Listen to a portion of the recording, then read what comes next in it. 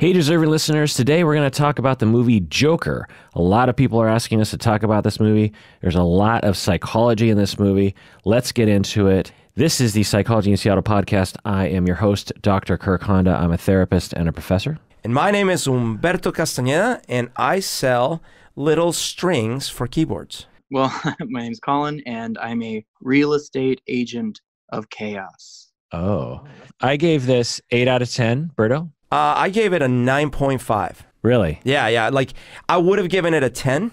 There are a few very specific things that I would have dialed slightly differently, and that's the difference for me between a 10 and a 9.5. But I felt so amazing watching it. Loved it so much. Collin? Mine is the same, 9.5. Yeah, I could see going up to 9 or 10. I need to see it another time because I was so surprised, I guess, by what I was watching. Now, in terms of emotional impact, definitely a 10. You know, one of the most emotionally impact. Now, as we go into this, I want to say we're going to spoil the whole movie. So let's get into our reactions. My first reaction to this movie was that although there are problems with this movie, minor to moderate, the movie was an amazing case study of someone who has been through a lot. There's a lot of psychology. There's a lot of character development. It is 99.9% focused on one individual, Joker, Arthur, what's his name? Arthur. I don't know it. Yeah, anyway, Arthur something. Fleck! Sorry, I didn't mean to scream. What is it? Fleck. Fleck, Arthur Fleck. That's what's kind of funny about a lot of these heroes, these superhero comic heroes developed into movies, is they often have these really like old-fashioned names.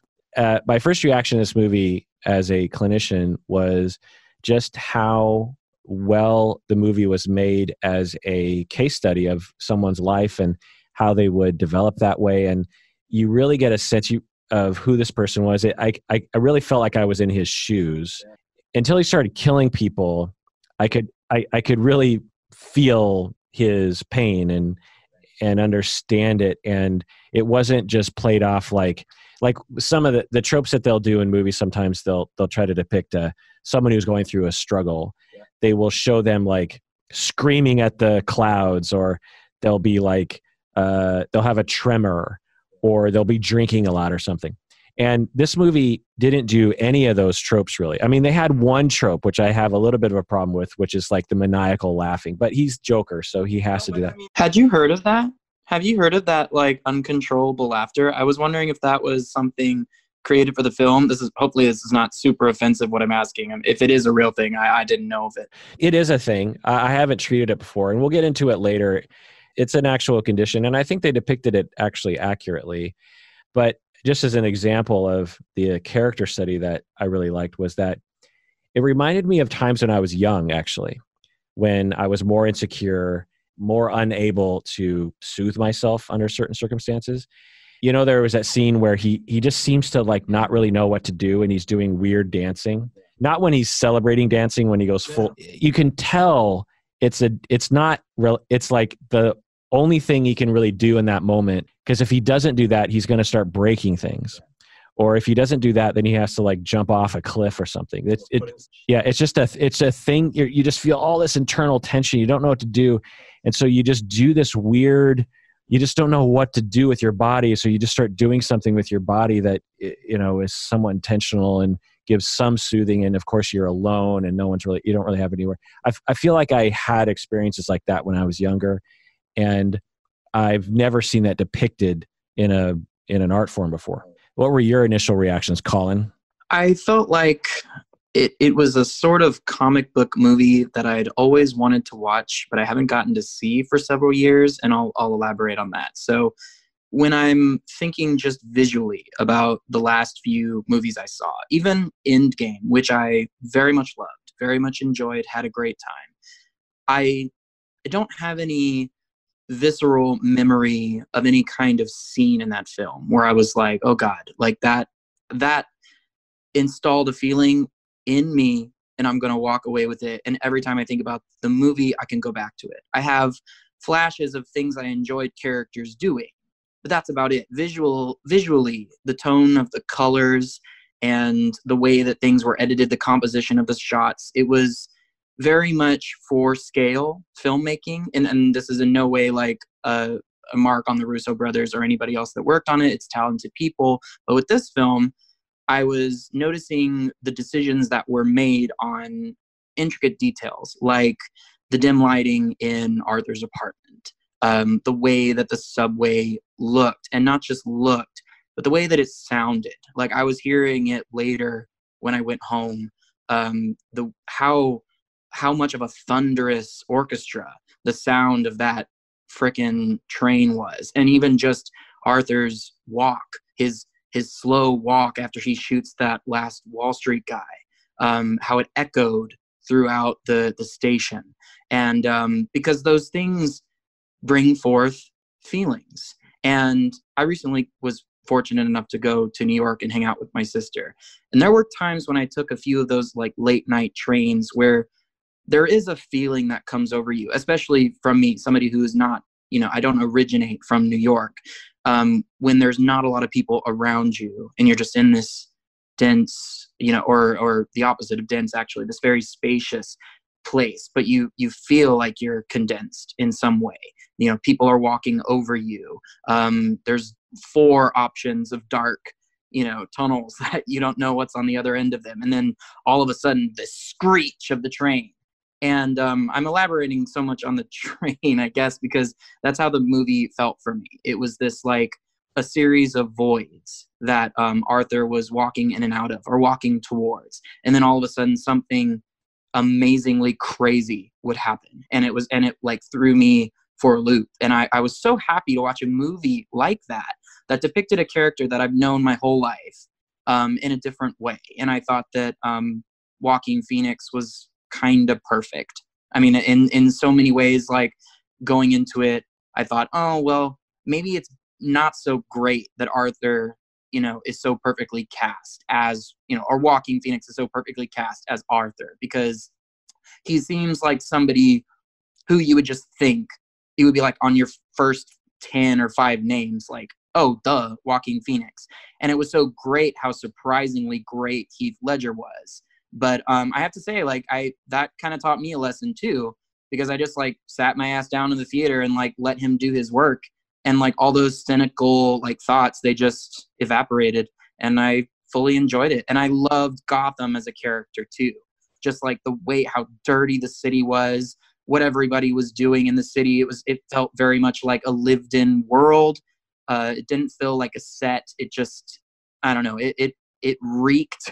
And and how I would know that, I don't know, but it just like, I don't know, when you can smell a film, I think it's pretty great. Yeah, took the words right out of my mouth, Collin. I agree. Particularly, I hadn't thought about the point of how with Endgame, great movie, but emotionally for me, it didn't stick with me the way that Joker did. Berto, your initial reaction? I have those kind of very vivid memories from, for example, the first Superman movie, the very first one with Christopher Reeves. It has those visuals and those moments where I still look at them and I go, wow, they really created a world for me. I even think, as in a way campy as it was ultimately, the first Batman with what's it called, with Jack Nicholson and stuff, what was that one called? Batman Begins, or just Batman? It was just Batman. Just Batman. Right? Yeah. That one had a very unique look and style, and it's very memorable and everything. And of course, Dark Knight, and the first Batman Begins. I guess that one was Batman Begins. And the Dark Knight had very unique moments and looks. And I think Marvel, just in general, has a pretty consistent palette to it. I'd say one of the reasons Guardians was so well liked, in my opinion, and why I loved it so much, is because when it came out, Guardians didn't exactly feel like the rest of the Marvel movies that had been coming out. It had this whole other colorful space look to it, and then it set the tone for what actually the Infinity War, the rest of the Avengers movies actually took a lot from what Guardians did, right? But so to this movie, I actually was convinced it was going to be great because, well, and I certainly was hopeful that it would be. I love Joaquin Phoenix. I don't think I've ever seen him in something that he didn't do a great job in. There are movies that I have some issues with that he's in, but not because of him. So I was pretty convinced he was going to nail this thing. I had no idea what it was about. I hadn't really paid attention to the previews, but even just the little glimpses I caught from the marketing materials, I'm like, whatever this is that they're selling, I'm buying. So as soon as I sat down, I was entranced. I loved every scene. And frankly, I had heard a lot of rumors about like, oh, there's all these things. People are up in arms about things. I hadn't really heard specifics, but the whole movie I kept wondering, when's the part that I'm supposed to be outraged or the part that's supposed to be really like sketchy and stuff? And that was the one thing. It almost took me out of the movie in a few places, but not because of the movie. Just me trying to sit there wonder like, wait, when am I supposed to start not liking this? And it was just great from beginning to end. So I was afraid to see it in the theater because there were rumors that someone was going to do a mass killing in one of these screenings, right? I heard. And some theaters even have banned the movie. Particularly, I did not hear that. That's crazy. Yeah, out of worries that there would be a shooting, particularly the theater in Aurora, Colorado, right, where in 2012 a shooter opened up during a packed theater showing The Dark Knight Rises and killed 12 people. Yeah, I mean it's not an unfounded fear, right? But it's a sad statement that you would have theaters banning the movie. That's crazy. Yeah, and I went to a matinee partially because it was convenient and partially because I thought it would be less likely to involve a shooting. Yeah. Now, in my head, I'm like, like getting on an airplane, the chance that my theater is the one that ends up being the one that it happens in is pretty slim. But I have to say, as the movie was beginning, and then during particular scenes in the movie, I was like, well, if I was a mass killer, I guess this might be the one that I would want to go out in a bang with. And I had my eye on the exit, right? Oh, really? Yeah, That's stressful. I know. And it wasn't a good feeling. Oh, I did not have that, luckily. Were you in a crowded theater? Well, so I went to Oak Tree, which is near here, and that's also kind of a... it's not a great neighborhood, shady area, yeah. But it also is, no one ever goes to that theater anymore. Uh-huh. And so I was like, if I was, to be frank, if I was a mass killer, I wouldn't go to Oak Tree. I'd go to some more popular. Yeah. Your name doesn't even have to be Frank. It could be anyone. And so I went there, but it was packed in the middle of the day on a Tuesday, which was pretty interesting. Twitter joke, someone posted an official looking notice at an AMC theater kiosk describing that there was a no singles policy for the Joker showing due to safety precautions. Oh my God, like you can't show up by yourself? Right. So there's all these internet jokes about like white males by themselves aren't allowed to see Joker because Yeah. Well, I showed up by myself. Yeah. Well, you're not white, so. Oh, okay. I showed up by myself, and there were these little like wrist restraints that they were giving out, and I put them on myself so that everyone would feel safer. No, you're kidding me, right? I'm very much joking. Yeah. Okay. No, okay. I was lucky enough. Well, the Joker got the Joker. The Joker got the Joker. Like, dude, that was well played. I thought you were being serious. Yeah, I saw it in like this. So the way that the Nighthawk, it's this theater in Brooklyn, the way that it's a great theater. If you're ever in Brooklyn, you should go. But there are several floors, and some of the theaters are sort of basement-y. I don't want to say like, for the record, that they're actually in a basement, but it feels that way. You have to go down this long stairs, and so I was like, well, I guess if something's gonna go down, I mean, there's no way out. I mean, sure, it's like I don't want to like do bad PR for them, but oh man, yeah, I mean, there was an exit, but still, it just felt like I was like walking into hell, ready to watch this movie about this psychopath. And the movie was so disturbing that it didn't help. In Redmond, Washington, right near Seattle, a 23-year-old Redmond man who police say made concerning Twitter posts posing with weapons and referencing the Joker movie. Yeah, it was like buying Joker tickets or something. Right. He's an incel, by the way, and he posted, he was holding 2 AK-47s, and he says, "1 ticket for Joker, please." The man claimed that the posts were a joke, but police officers took it seriously, went to his house, removed all of his guns, and the man hasn't been charged with a crime, but police still plan to seek full protection order, which, if approved, would keep the guns out of his hands for a year. So a person like this exists and is willing to go on Twitter. And lives in Redmond. Yeah, nearby Seattle. That is scary. Well, it's especially problematic for me because it just shows how our culture in general doesn't really understand the use of violence in film. And like what I mean by that is if you were, and I don't want to be like overly zealous here and say like you definitely should know, because of course that's a grand statement to make, but I felt like there were enough clues set there by the filmmaker to let us know that he's not glorifying or suggesting that we should become a part of Joker's nihilism. I think that there's enough, like for example, to me, the audience, usually in a movie like this, we couldn't get a lot of it because, those characters that represent hopefully the majority of people in the audience that are not going to hurt people in the way that Arthur does. But the one character that I feel like did was, and I wish I remembered his name, he was a great actor, the little person actor who was his buddy and the one that was nice to him. When Arthur murders the other comic, the one that sort of sold him out, he's horrified. He's horrified. And he has this like very extreme, like, oh no, my God, like Arthur, why did you like, he's like panicking, like, no, like this person with potential, like you've done it, man, like you're done, and it was just so like heartbreaking. And so everything after that, where he's dancing around in his full Joker regalia, and then of course going on, the actual show with the Robert De Niro character, I didn't view it as a comedy. I viewed it as a tragedy. And it makes sense that there would be lines in the movie, like where Arthur says, my life isn't, it's a little on the clown nose, as if you will, but it's like, my life isn't a tragedy, it's a comedy. Well, somebody whose mind is twisted in the way that his is might get there, but we're not supposed to get there, is I guess what I thought. Yeah, I think that art is art, and we benefit overall by scary depictions in art.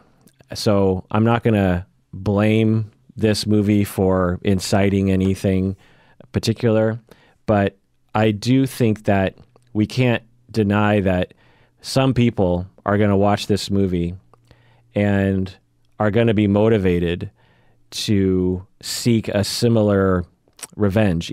People who are mass killers and people who commit these kinds of, senseless crimes, shall we say, they are way beyond, in a similar way that Arthur Fleck was, from trying in life. Their life is going so badly, and they're so demoralized to the point where they're suicidal, as we saw in Arthur Fleck.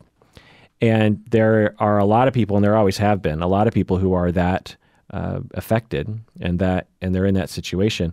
They're, as we call it in the interpersonal theory of suicide, they have thwarted belongingness. There's a lot of people like that, and incels, by definition, have thwarted belongingness. So there's 3 things that contribute to suicide that they found in the interpersonal theory of suicide, which is thwarted belongingness, access to means, which Arthur Fleck had, and a gun, and which a lot of people had, like the guy in Redmond had multiple guns, including 2 AK-47s. And then the last one is you have to perceive yourself as a burden. Now, I don't think Arthur Fleck necessarily had that, but a lot of people do. And when you have those 3 elements, then the risk of suicide and the risk of motivation for suicide goes up. And so for the 3 of us, we don't have thwarted belongingness or access to means and or perceived as a burden enough to have crossed the Rubicon into the land of despair and I give up and I'm eventually going to kill myself. But a lot of people are. And when they see a movie like this, it provides a blueprint, so to speak, of how. But it's not like this movie is the only one. I mean, every past mass suicide or mass killing that was a murder-suicide situation also provides a blueprint. So it's not like this movie is any different. But in the same way that Elliot Rodger provides this example that people follow, because it's not like they're saying, "Yay, I want to be Joker." I mean, these people want to be Superman, but they've given up thinking that they could be Superman, and so they're like, "Well, what could I be?" Well, I could be someone who gets back at the world. I could be someone on my way out the door. I get one last shot in, so to speak, and affect people in a way. Like the one line that really was poignant, again, that I don't think I've ever seen depicted in an art form before, was when Arthur Fleck, after he defends himself by going a little overboard and killing those 3 guys on the train. Right. But in some states, that's totally legal, by the way. Except for the last part, yes. Yes, you're right. Stand your ground. He says, I can't remember the exact, maybe you guys remember the exact line, but he says something to the effect of, "I didn't know I existed until after I committed that crime." After I did that, after I killed those people, and by implication, what he's saying is, I didn't know I could actually affect the world, because the world was always affecting me. I didn't know that I could get attention, because there were people who were horrified by the event, but there were other people who were praising it. Yeah. Yay, get back at the rich douchebags, the Gordon Geckos of the world. Right. And for the first time, he's like, wait, people actually appreciate me. There's a certain amount of people who think I'm a hero. I didn't know I existed until that moment. And that's a very real thing.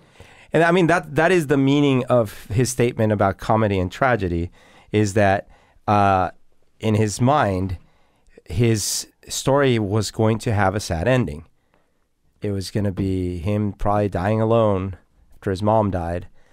And now all of a sudden he saw it as like, wait, this might be the story of my rise. And so he didn't mean it in the sense of like, it's a comedy because it's so ironically funny. He actually meant it literally, that all of a sudden his life had purpose.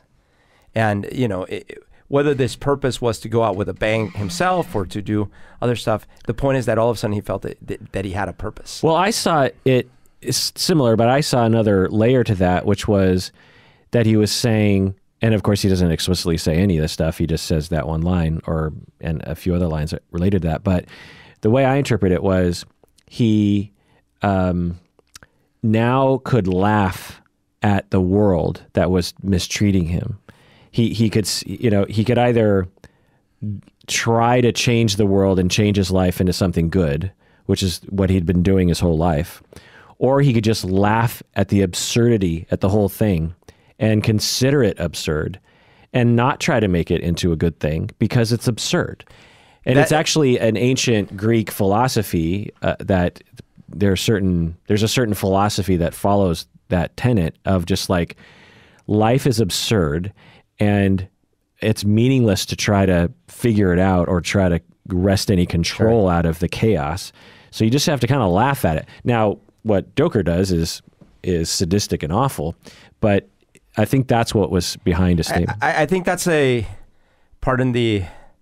think that's the superficial reading of it. Meaning, yes, there's definitely that meaning. Wow. That's what everyone says, right? Like we all use that sense of the word comedy, and it was meant that literally in that scene for sure.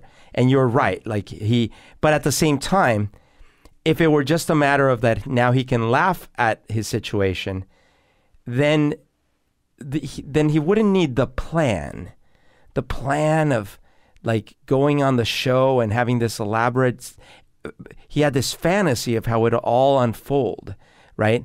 And because if it were really more of like, well, now I can just laugh at the world, it's all just so ridiculous, that's one thing. But what's actually happening is that now he sees himself as having a vector, a thing that he must accomplish. Whereas before, he really was just kind of coasting through. You know, sure, he wanted to be a stand-up comic, but he wasn't really trying. It didn't seem like he'd ever even tried to do it.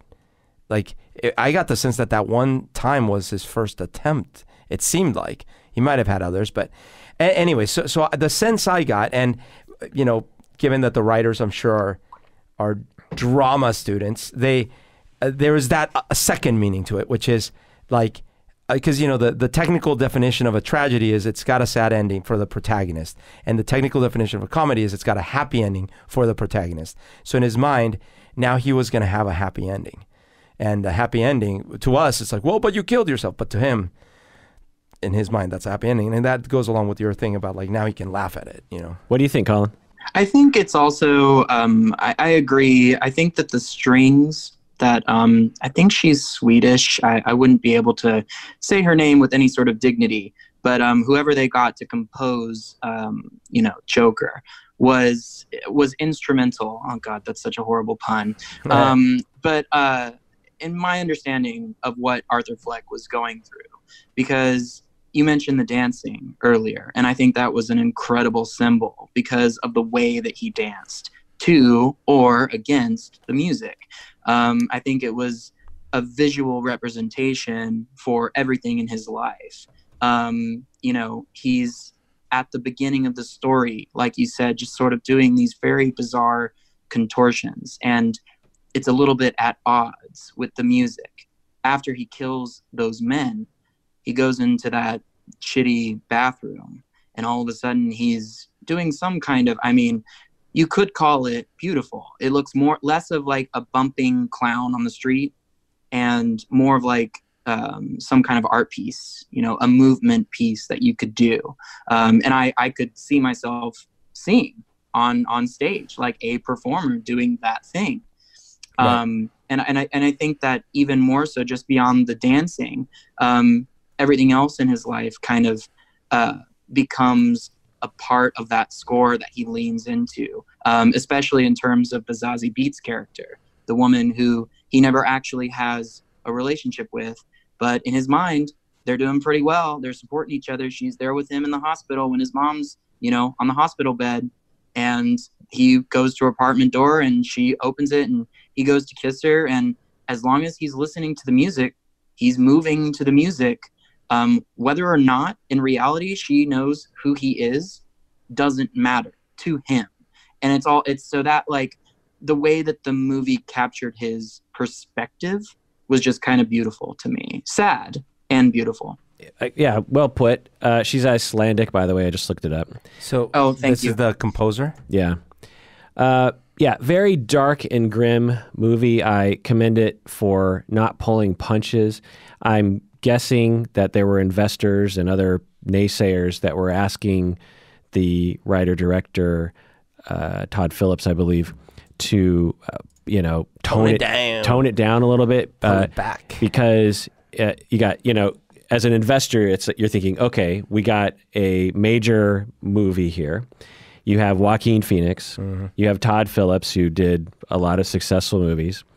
You have Joaquin Phoenix, who was in Gladiator, which had no violence in it. Yeah, but it's not the violence that I think they would push back on, but the grimness of the violence, and the so I commend them for not doing that, because there's so many versions of this movie that would have been more mainstream, I think.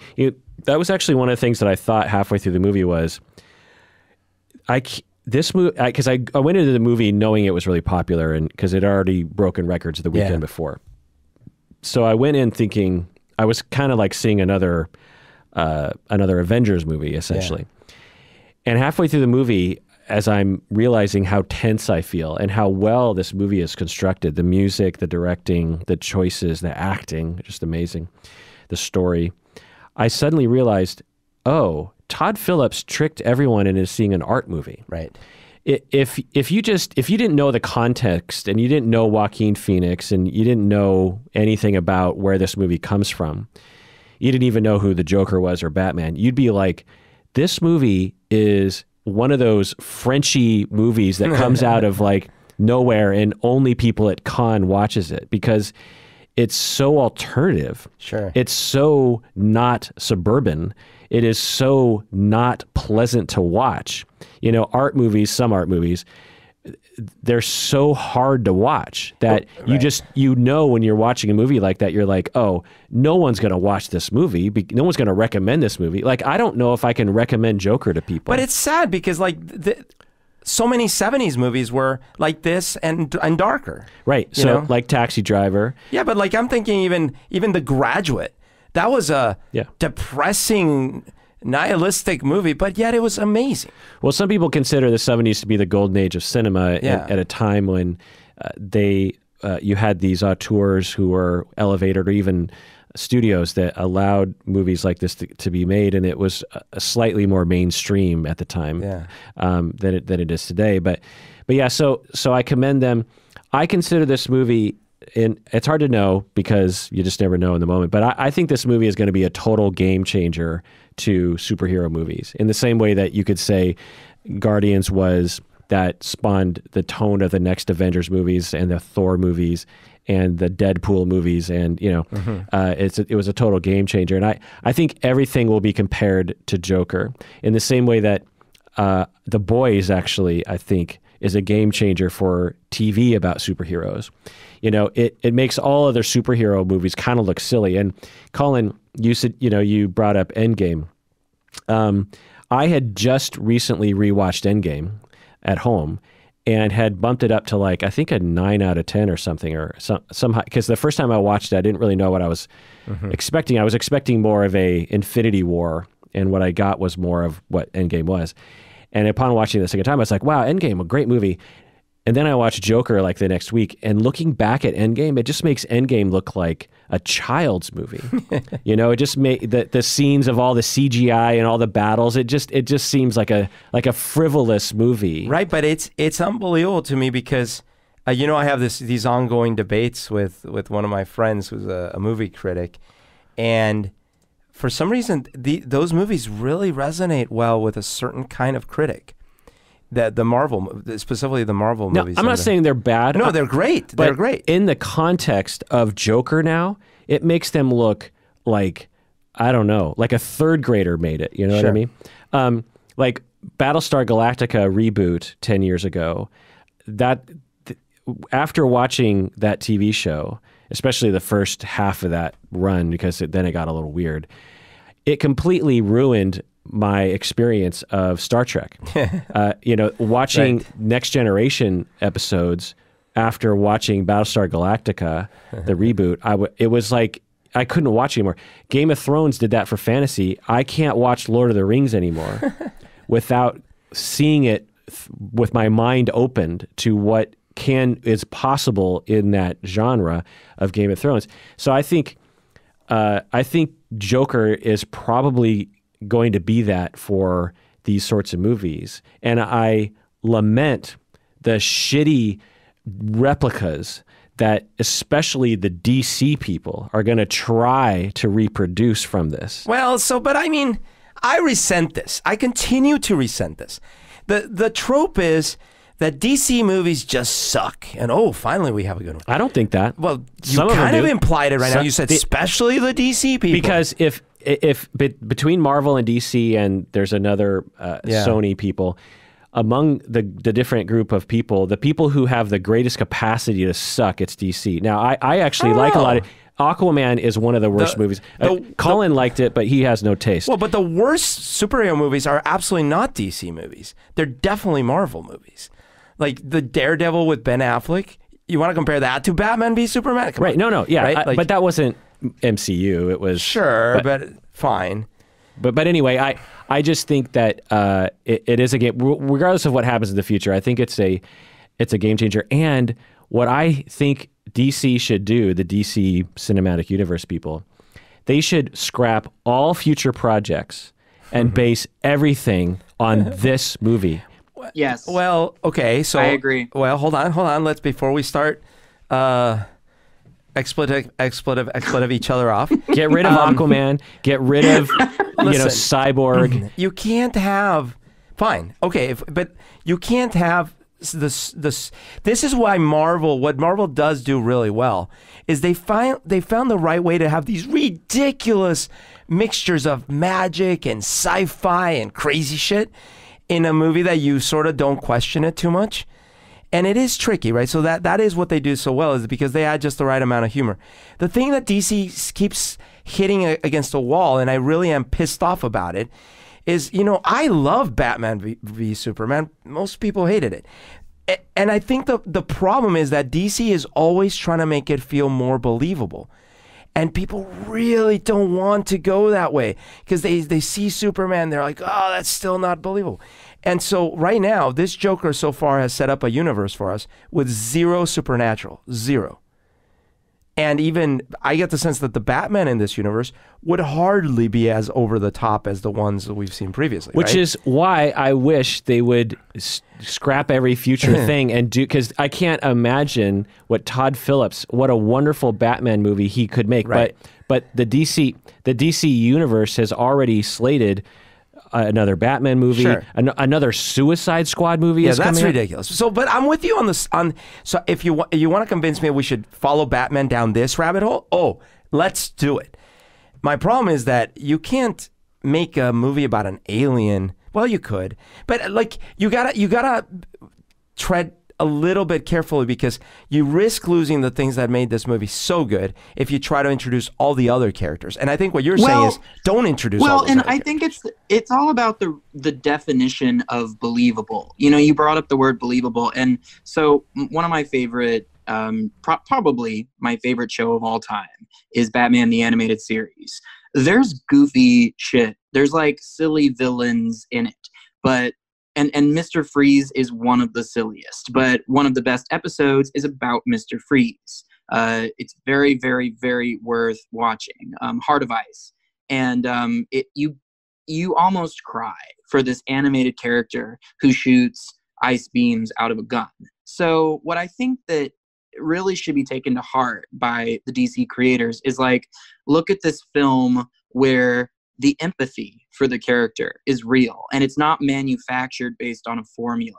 I think that's the kind of comic book movie that we're tired of, is like, oh, well, okay, so this character has to do A and then B and then, oh, tragic thing happens, and then C, and like all of the steps, because we've seen it. Just treat each character like you don't have to be a slave to the material. That was also something that I liked about this. It was plenty faithful to the spirit of Joker and Batman and of Gotham without having to be like, oh, we got to reference the Killing Joke. And I'm sure there were Easter eggs, but they weren't like distracting to me. So if they do go forward and they do more outlandish villains, Bane or Poison Ivy or whoever, I just hope that they don't forget about what we want. What we really need as an audience is that empathic connection. So I painfully beg to differ with you on a few points. First of all, I just had like a day-long argument on Facebook yesterday because someone was claiming that this Joker only works as an outlandish, like alternate dimension origin story. It would never work in the canon line for Batman. And I was vehemently disagreeing. And, his main point was like, well, the Joker's core characteristic is he's supposed to be a criminal mastermind. And this person's a barely functioning, mental patient or whatever. And I was like, okay, this is ridiculous. Anyways, the points we were arguing endlessly about this. And the flip side of this is that,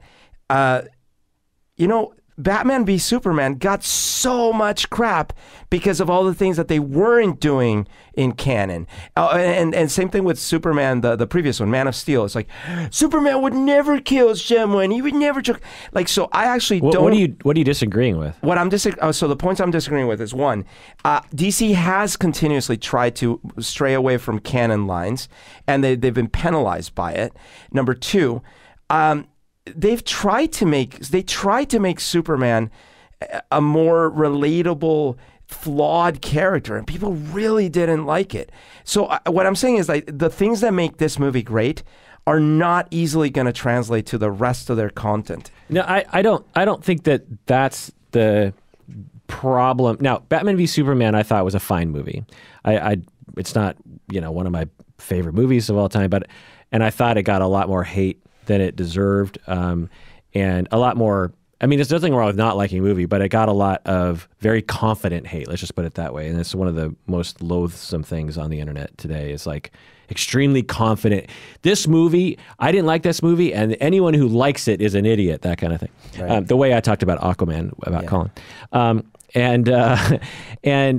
So, you know, what they'll pick apart is they broke away from this and that. But those are, I think, nitpicking. I think what Joker proved, to your point, is that it doesn't matter if you stray or not stray from the canon material. And what Collin is saying, I think, is accurate, is when you make a good movie that you can really empathize with the character, it doesn't, you know, people will forgive stomping on the expectations or the canon. You know, if I saw a reboot about Luke Skywalker that was not good, and it broke from the canon, then it would annoy me. But if I saw a movie about Luke Skywalker that was awesome and it broke from the canon, then I would forgive it. I think that's the key. Sure. So this movie is legitimately frightening. When I walked out of the movie theater, I had a visceral sense of unease. It wasn't specific. I wasn't like looking over my shoulder, but this movie was so empathetic, so to speak, or just so visceral or so disturbing because it was grounded in reality. There was no supernatural thing. Right. Arthur Fleck had no particular ability. He just made choices that could happen. Some of the things that are a little fantastical, but the vast majority of it could happen and has happened and is happening. And the living in that world was so disturbing to me that to this moment, I actually have like a buzz of unease. Did you have that, Bruno? Absolutely. Certainly not claim, like, this is a hard movie to recommend. I think you said that early. In that, but it's in the same way that when I saw American Psycho, or if I had seen Taxi Driver in the theater, I can't walk out of a movie like that and be, everyone should watch this and everyone will love it. I'm actually surprised, to be quite honest, I'm surprised it's doing so well with the public, and so many people are watching it. Well, I don't know how well it's doing with the public.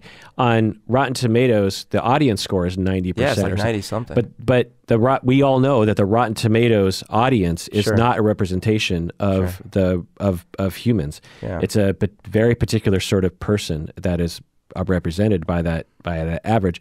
Critics give it something like 65% or something. So there are many critics who actually don't like this movie at all. I was reading through them, many of them.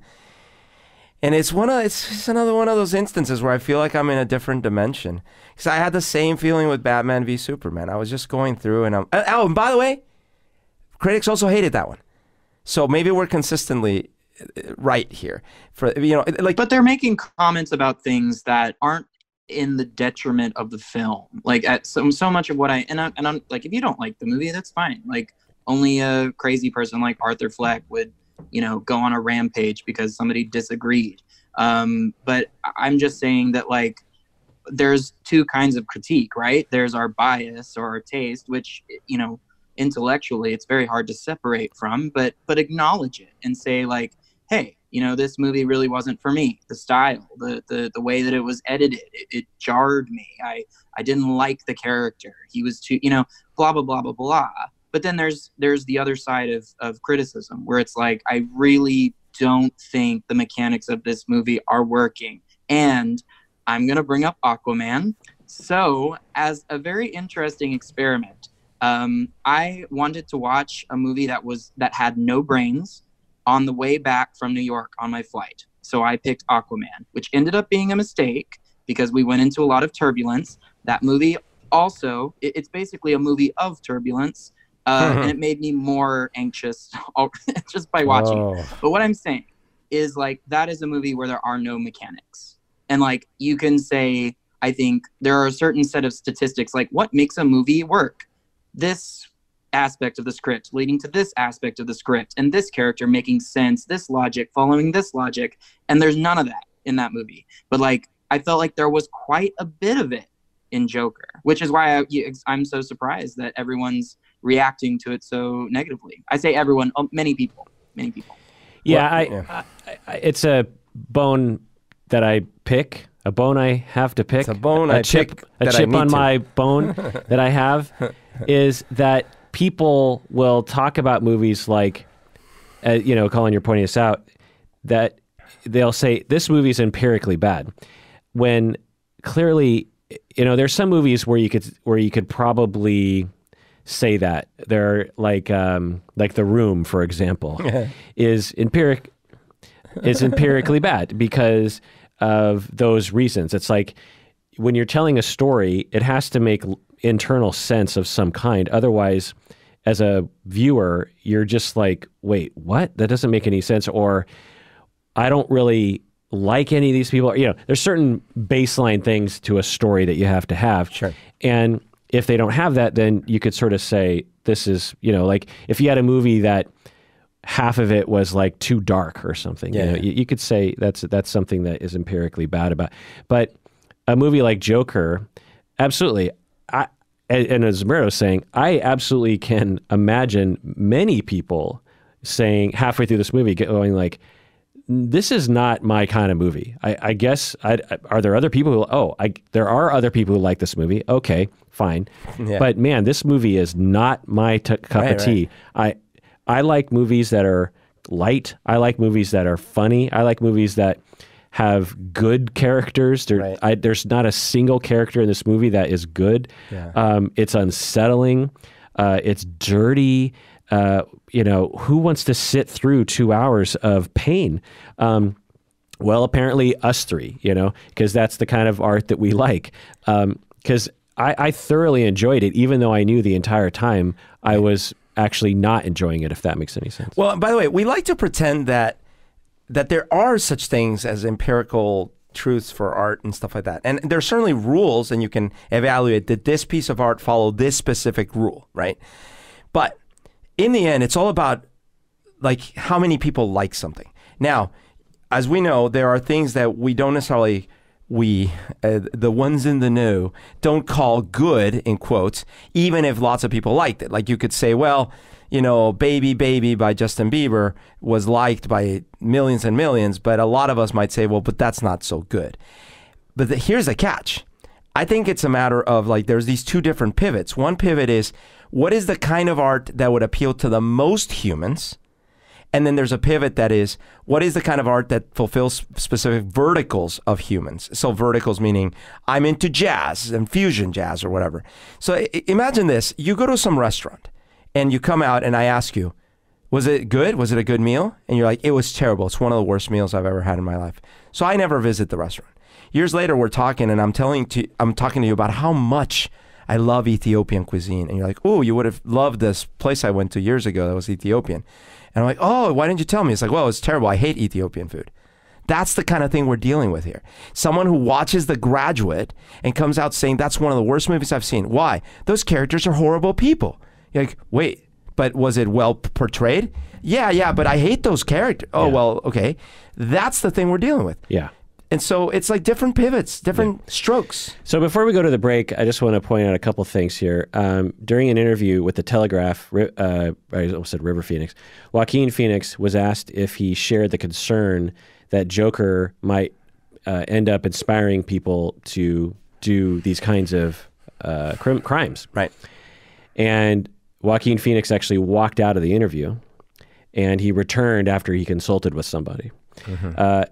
So I think that it's weird that Joaquin Phoenix didn't have the expectation that he was going to get asked such a question, because I think it's an obvious question. Yeah. I don't think it's a fair implication, really, because I don't think that anything like this should be...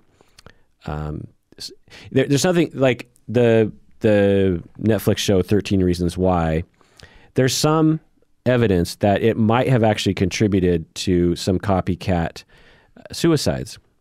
Enough to actually show a bump in the month after it came out among young males. Actually, it's unclear. It's Sure. It's large data sets. You can't know if it's causation or correlation, but it stands to reason. It certainly fits within our theory of understanding copycat suicides. And so movies like this can actually motivate some people. But I don't think that this should be the sole focus of our attention. What we should be paying attention to are all the other factors that are much more likely to actually put an end. You know, banning movies like this isn't going to stop these kinds of things from happening. But other kinds of government actions, evidence shows, does and will likely actually change these kinds of behaviors. You know, not only just things like gun control, but also things like services for people who are suicidal, literally.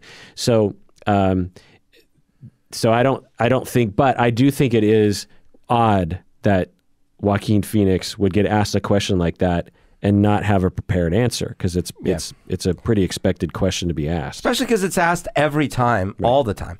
Like, I mean, it's both asked and not asked, right? Like, because, like, well, would some kid watching Superman think that they can fly? And it's like, well, actually, yeah, sometimes that can happen. But we don't get these questions asked anymore, right? It's like, is someone watching the Avengers going to think that basically if they wear a certain kind of suit, they're impervious to all damage? Like, yeah, maybe. That could happen with some kids. You got to be careful with what kids believe. Right. And then are there some people out there that will see something in a movie, whatever it is, and be like, oh, that person making that cake, that looks good. I'm going to make a cake. That person shooting that person looks good. I'm going to shoot that. Yeah, that can happen. That can always happen. But the stats don't lie.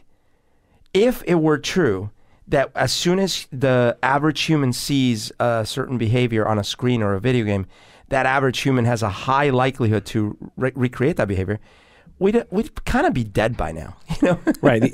Yeah. No one, I don't think, thinks the average. Well, maybe some people do think. Anyway, the other thing I'll say is that we kind of mentioned already was the amazing performance by Joaquin Phoenix. I really hope he wins the Oscar for this. It's a bit of a weird nomination in that it's a superhero movie, but I think he absolutely deserves it. Absolutely. For one thing, if I was to point to one thing, if they show a clip at the Oscars, it would be that cry laugh that he does. Yeah. And he's just yeah. Dude. Oh my God, you got Joaquin Phoenix on the podcast. That's really cool. It was so like it was painful to watch. There's so many ways to do that cry laugh that would have been cheesy. Yeah. There's so many ways. Yeah. There's so many ways to do it where it would have been obvious that acting was happening. Yeah.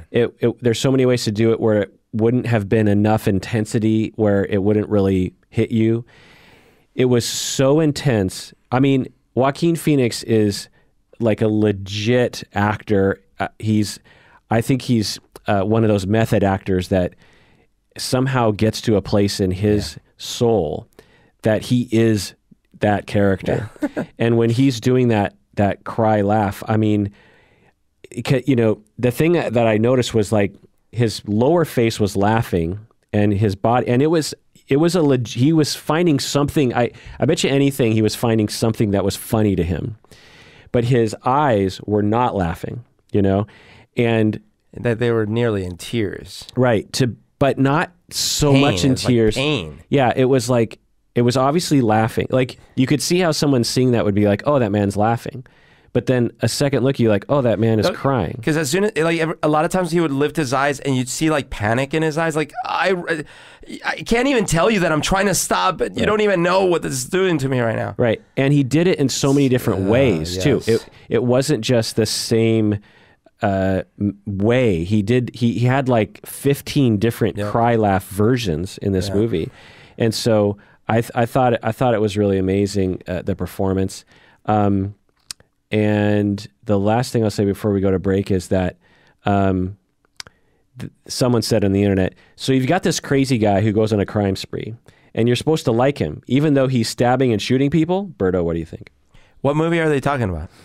Yeah, I mean, that's just such a, I don't know what naive, dumb comment. Because, first of all, the whole thing starts with him self-defense shooting these assholes that were about to maybe rape that woman, or at least sexually aggressively molest her, right?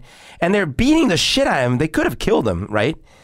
Now, am I for like, you should all carry guns and shoot everyone in the face? No, but I mean, if he had like a taser, I would like be happy if he was using it on them, whatever. And then the fact is he goes overboard. He's certainly mentally unstable. He shouldn't be carrying a weapon. But that's how it starts. It didn't start with him like, eh. Now, he devolves from there because he actually enjoys it, and then he gets. But the next murder, I'm pretty sure is his ex comic, the guy who gave him the gun, essentially. Is clown, and he blames him, and he has reasons for blaming because he kind of set him up.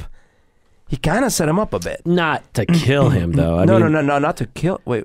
I mean, of course not to kill him. No. I'm saying he thinks he has reasons. I'm saying, right. Of course, no one should have even come close to that. Yeah. What I'm saying is that it wasn't someone that was being kind to him, right? So in his mind, and then from there it just gets worse.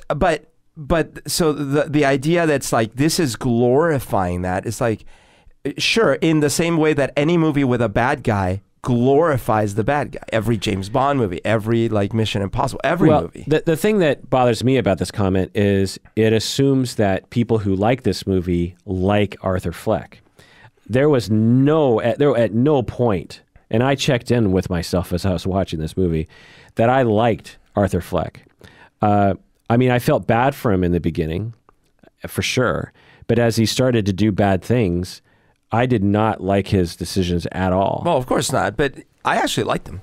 I mean, not at that point. Like, liked him in the sense that I would have been trying to be helpful to him in those early parts of the movie. Totally. You know? But there's this notion that if there's a lead character doing something, or a character that you're focusing on, the camera's focusing on, that we're supposed to like them the way that we like the hero. And I don't think that's what, at least I hope that's not what Todd Phillips is going for. I don't think they were. No, definitely not. I don't think so either. I think that there's a great distance sometimes between liking and understanding. Like sometimes they're right next to each other. For example, you hopefully will like and understand your spouse. You'll hopefully like and understand your child. But sometimes you can just understand. But that in itself can be a very intimate connection. So you can have an intimate connection with this character who is despicable and does terrible things, but it's on a basis of understanding. And that's where the like comes in, even though it's not used. I wouldn't use it in the traditional sense at all with this film. And I don't think the film is trying to get you there in any capacity. Again, I'm being very presumptuous. Like some people might get there. I could see how people could get there, and that's sad to me. But what if they did? What if they were? I mean, like, that's the other thing that I find ridiculous. The Godfather, one of the most praised, greatest movies of all time. The main character is a gangster, head of a mob family who is ruthless and kills for a living, and the only saving grace is that he says no to the drug dealing. Like, there are so many movies about gangsters, right? There are movies that absolutely center around a bad person from beginning to end. I see nothing wrong with that. And I see nothing wrong even if the movie tries to make it look glorious. It's art. It is art. No, yeah, I absolutely agree. And I think that there are plenty of other options for people, like the recent Spider-Man film, Far From Home. It's like everybody is super sweet. Yeah. And there's tiny conflicts here and there. It's enjoyable. It's fun. There's lots of likability there. I mean, Tom Holland he's absolutely bursting out of his beautiful cheekbones with likability. Like it exists. It's a little too sweet. I get the difference there. And I like Arthur Fleck, I guess, in a very different way than I like Peter Parker. All right, let's take a break, and when we get back, let's talk about the psychology of this movie. What do you say, guys? Let's do it.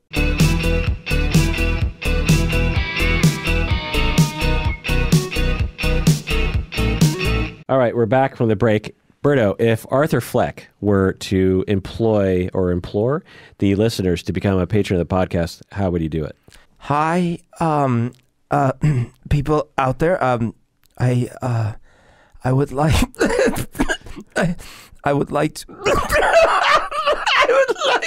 ask Tony, a patron of the podcast. I'm sorry. Oscar. And scene. Oh my God. Okay, the pseudobulbar affect. So this is pseudobulbar affect. I've never treated it before. I've never seen it, but from what I understand of this condition, it seems like it's a possible accurate representation of what this disorder actually is. So basically, what happens is people will have some kind of injury to the brain that will result in that as a secondary effect, this happens. So you can have a stroke, you can have dementia, Parkinson's, ALS, MS, you can have a tumor, you can have epilepsy, encephalitis, traumatic brain injuries, which Arthur Fleck had when he was young. And later in life, presumably too, like we saw flashbacks of him hitting his head against the ward's wall and stuff like that. Right. So the idea goes is that our brain has a lot of different connections, and one of the connections that it has is between our emotional center and the way we express emotions. So there's a part of the brain that feels happy. There's a part of the brain that feels sad. And there's another part of the brain that will express extreme happiness, like laughing uncontrollably or crying uncontrollably. All of us have cried uncontrollably. We've all laughed uncontrollably. There's laughter like courtesy laughing. Yeah. And then there's laughing, like I remember I went to a Chris Rock show at the Paramount downtown Seattle in the 90s. At it's sort of the beginning of Chris Rock fame. And I almost passed out. Because you were laughing. Because I was laughing so hard. Now, I wanted to stop laughing. Yeah. I've been there, brother. I wanted to catch my breath, but I couldn't. Yeah. I was laughing so uncontrollably. So we usually equate laughter with some kind of willingness, which it often is, but sometimes it's not. Right. Crying as well. Like there's some crying where you're just sobbing and you can't stop it. Sorry, and we can all relate to those moments, even when it's not totally uncontrollable, where, like you're trying to film something or you're trying to do something and you burst into laughter. Exactly. And then you're trying to calm yourself down and then you still come, those things. Exactly.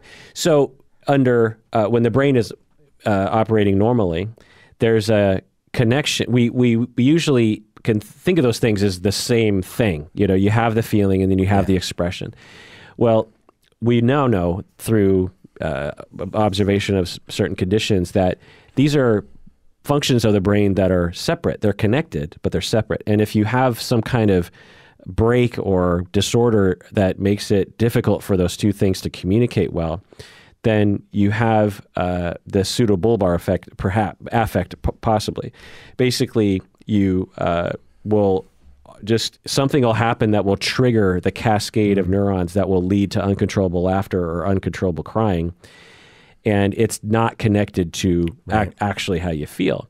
So people will have bursts of uncontrollable laughing or crying, and it's awful. It is not. It's people will imagine you're just driving down the street and you're just laughing uncontrollably, and that's why you carry around that card, and that's actually possible for someone to do. It's like, because that's one of the bad things that happens is people with this condition, because no one understands it in the same way that no one understands tics, that they'll just never leave the house because they're worried that they're going to either at the very least be looked at in a weird way, or they're going to be targeted with anger and hostility because no one understands that why they're doing what they're doing. Yeah.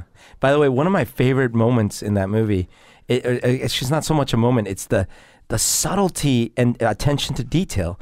He hands the card to the mom in the bus, and she reads it, and it says on the back, please hand this card back. But she doesn't hand it back. And later he's in the subway, and he's reaching for the card. And what's great is the card's not going to be there, number one. Number two, it didn't even matter because they yanked the thing away from him and started beating him up.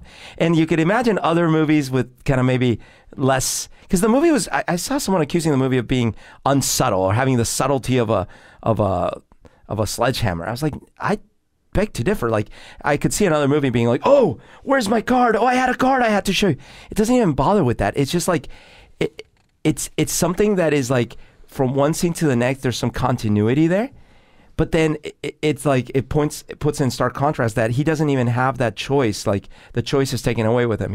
From him, because these people the world is so against him in that moment. Anyways, I just thought it's so sad when, he's in the comic, so it looked like the Comedy Cellar, the stand-up comic bar.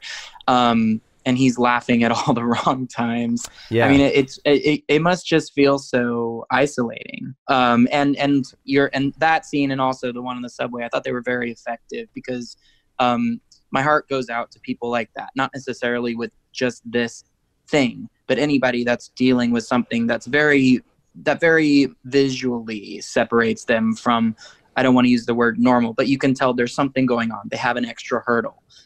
Because there's automatically this response in people around them, like, must distance, like the woman on the subway, like, must, make sure to protect my child from this person who could hurt him. At the comedy place, let's film this person and, who's not being very charismatic, and then make fun of it later. It was heartbreaking. Hey, I think we can all relate too, by the way, to some of those moments. Like, I've been in movies, I think you and I have talked about this, Kirk. I've been in movies where people are laughing in moments during the movie, and I'm like, that's not meant to be funny. And then there's parts that might be generally funny, and I'm like laughing, and like people are not laughing. I've felt that way for sure in maybe movies that were a little less mainstream or whatever. I've also felt that way watching comedy specials that in my mind were bad, but I'm hearing everyone laugh at some of these jokes, and I'm like, that's not good. Why are you laughing? Well, now, the chance that any one of those people has pseudobulbar affect is not likely. It's possible. By the way, the point I'm making is simply that I certainly don't have that, I don't believe. But I've felt that way at times in my life, many times actually, where I'm like, am I alone here? What's going on? Like, right. Because I thought about that too. I thought that, and we did talk about it before, Humberto, is sometimes I'll be in a movie and something really horrible will happen on the screen, and some guy in the back will just start busting out laughing, and no one else is laughing. In those situations, it is possible that it is pseudobulbar affect, because people with this condition, one or two things can happen. One is they can have exaggerated reactions. So they could think something's kind of funny, but then they're just laughing hysterically for an hour. Or they're a little sad and they just cry. The other possibility is that they could be sad and they could laugh uncontrollably about it. The other situation is they could have no noticeable emotion and cry or laugh or some other emotional expression. So it's, when I was watching this movie, I thought, oh, I wonder if this is why when I'm in movies I hear someone laughing. But there's other possibilities too. Like, some people, when they're uncomfortable, they laugh. Mm-hmm. Because of the traumas that they went through. They learned when they were 2, 3, 4, 5 years old that in order to cope with the abuser, it actually helped if they could just laugh when they're in pain or when they're scared, because it would set the other person at ease a little bit. And so some people will laugh under very odd circumstances because of that reason, and it's to some extent uncontrollable for them. The other possibility is that they just have a different sense of humor, and they find it funny, and you know, as you were saying earlier, art is art. And by the way, I had a moment with my, I guess, ex-friend Michael. Anyways, it was 9/11. The 9/11. We were watching the CNN broadcast in a room, in a conference room, and when the Pentagon was hit, there were, by that point in the morning, there were maybe 10 people in the room watching, and when the Pentagon was hit, both of us burst into laughter.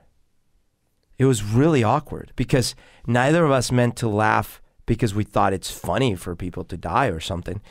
It was that the situation had crossed so many levels of surreality and unbelievability that we both kind of reached a breaking point and we just started laughing. It was really weird. Well, you feel that offering too, right? When something like that happens and you go, okay, am I going to lean into the tragedy of this? Am I going to actually like feel all of the terrible things that would come with, dealing with this? And, I'm one of the people in my family who I just think is probably, of all my aunts, the most charismatic. I have a lot of aunts, and she's like somebody I've always looked up to. Well, she a few years ago lost her husband to it was a long, several years of dementia.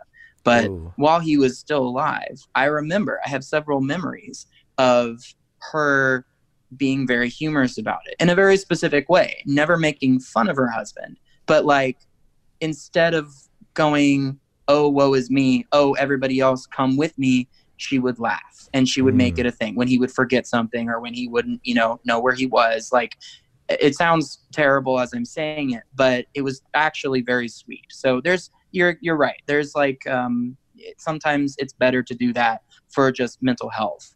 This movie, I think, simultaneously destigmatizes disabilities like this by having us feel for Arthur Fleck and by making people aware of things like this, while also having a real common trope in movies about equating disabilities with villainy. It's not like they're making a rom-com about somebody who has Pseudobulbar Affect. There's a lot of villains in movies who have a scar or Pseudobulbar Affect, or they fell into a vat of acid and they came out and now they have this disability, and we already equate those kinds of children will cry at seeing someone in a wheelchair, or will cry at seeing someone who has a speech impediment or a impaired walk of some kind. And that's because it's either innate in us that when we see difference, it scares us or something. But at the very least, we definitely know, culturally speaking, we stigmatize these kinds of things. Why is it funny for a 7th grader to act quote unquote retarded and get a joke out of that? Because we teach our kids that these are things that are laughable and they're different and they're rejectable, and these are, freaks of nature. And so this movie, I think, both raises awareness and also falls into the typical stigmatization of this sort of thing. So you're definitely right, obviously, but at the same time, it's weird because if you're going to tell a story about someone who's sort of marginalized and is going to break and breaks mentally, I guess you could, it's a harder story to tell when that mental break comes out of nowhere. And so in this case, there is a backstory for why this person is so marginalized and so susceptible to breaking. Right.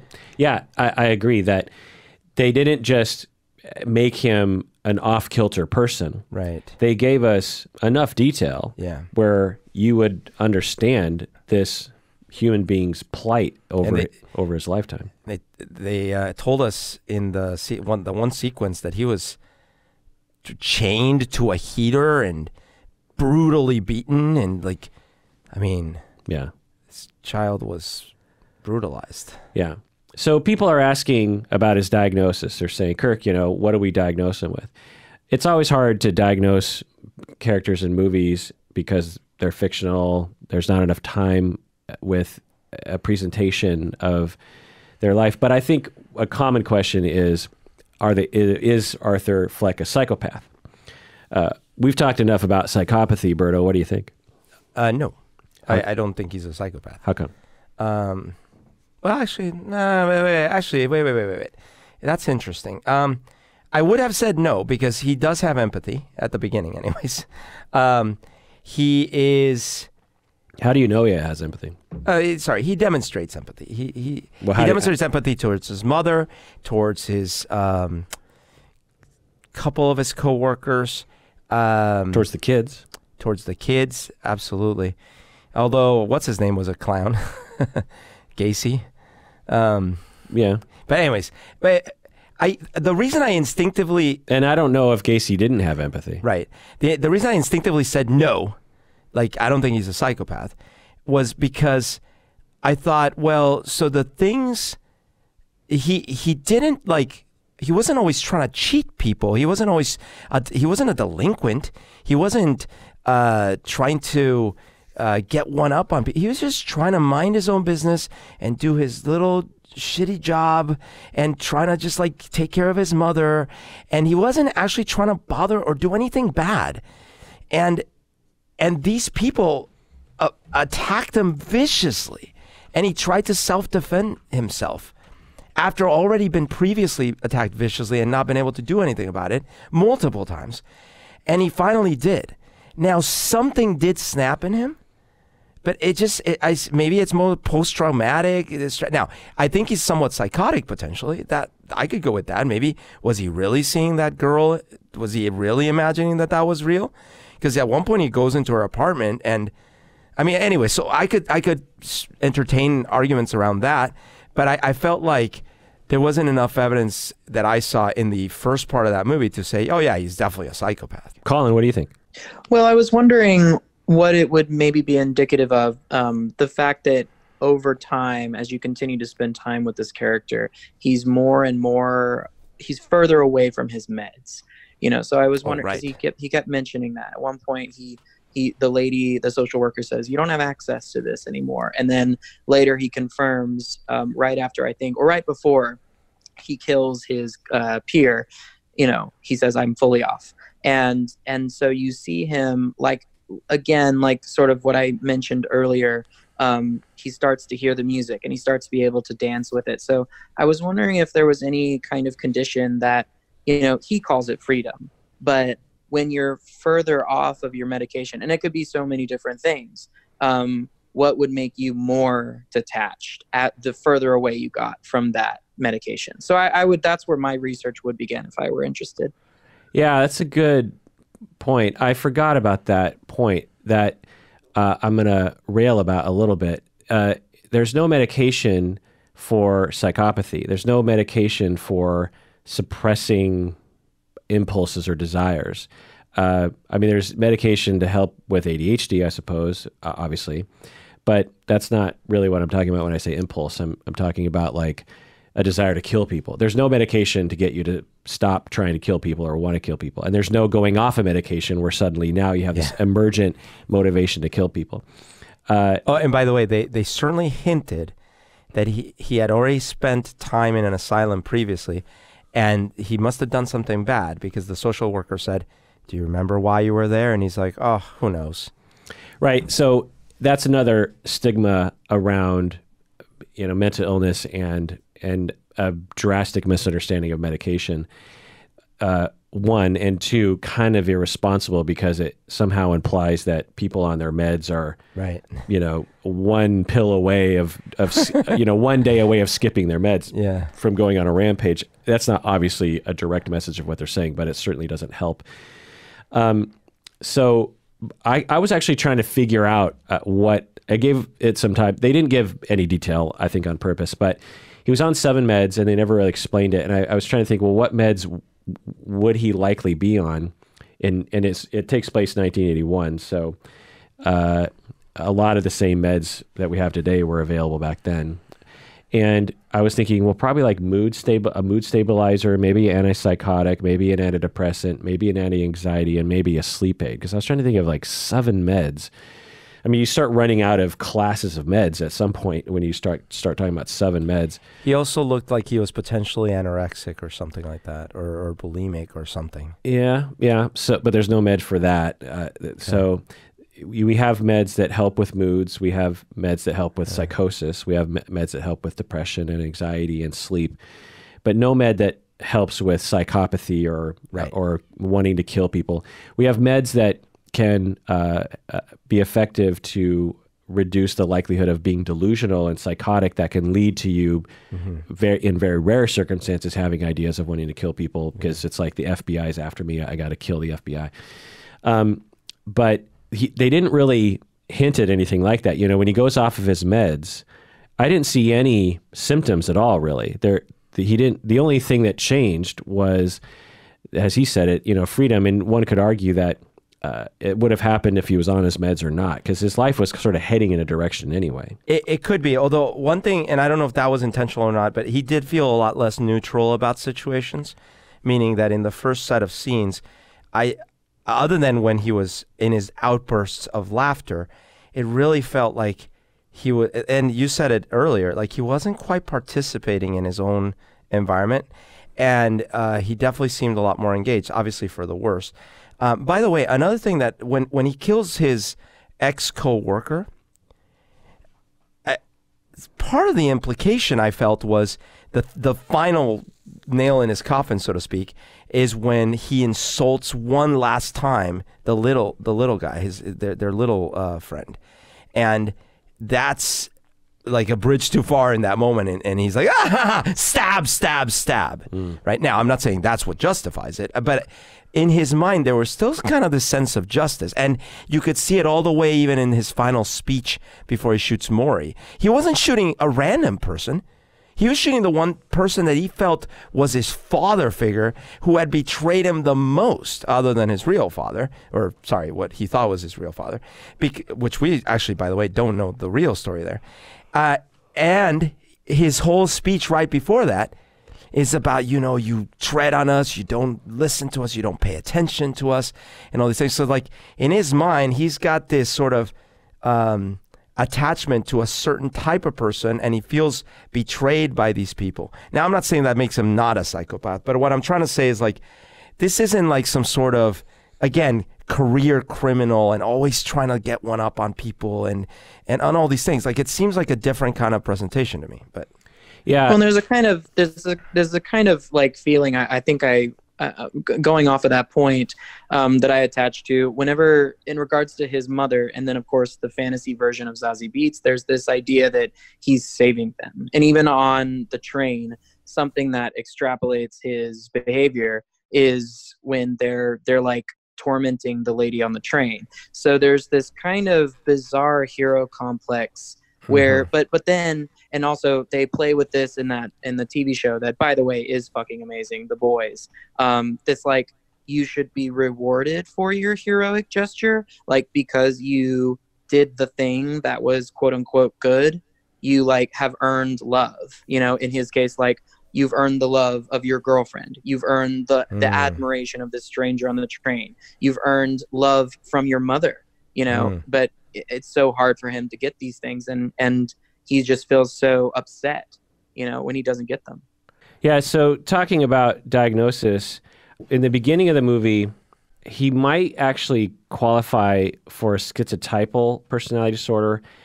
It's a disorder that I want to do a deep dive on at some point. I do have some experience with it clinically, which you need to have in order to really understand that personality disorder. In that he was odd, he was isolated, he was kind of in his own head sometimes when it came to social situations. Right.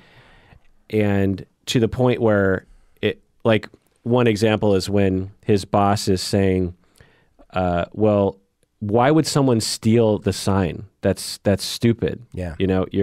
And most people would be like, you're not listening to me. Yeah. It happened. But Arthur Fleck just smiles in that moment, But you can sense deep down that there's something deeply disturbed inside of him that he's bumping up against that makes it impossible for him to say anything in that moment. And that is, I would say, like, of any diagnosis I might give him in the DSM, I would say that he's like, 25% down the path of schizotypal personality disorder. And in terms of psychopathy, I agree with everything you guys are saying. He does exhibit empathy.